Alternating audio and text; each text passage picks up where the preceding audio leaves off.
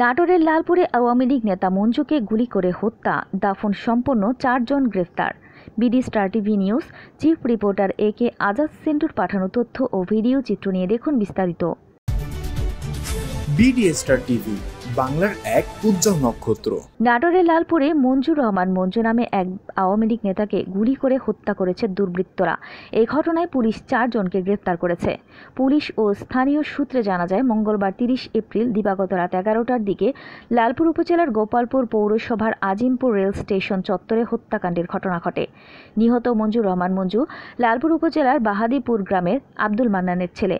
তিনি গোপালপুর পৌর আওয়ামী লীগের সহসভাপতি ও নর্থ বেঙ্গল সুগার মিল শ্রমিক কর্মচারী ইউনিয়নের ভারপ্রাপ্ত সভাপতি ছিলেন।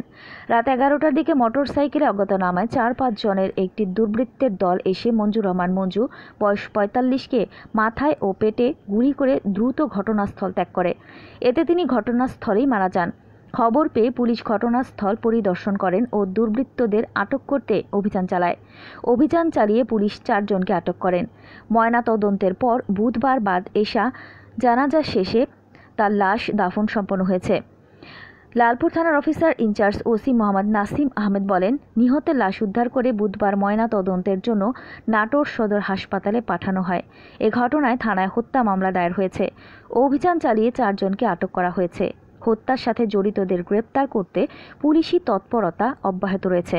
গতরাতে মঞ্জু হত্যার সংবাদের সাথে সাথে আমি আমার থানার অফিসার সহ ঘটনাস্থলে দ্রুত চলে যাই এবং আসামিদের গ্রেপ্তারের চেষ্টা করি।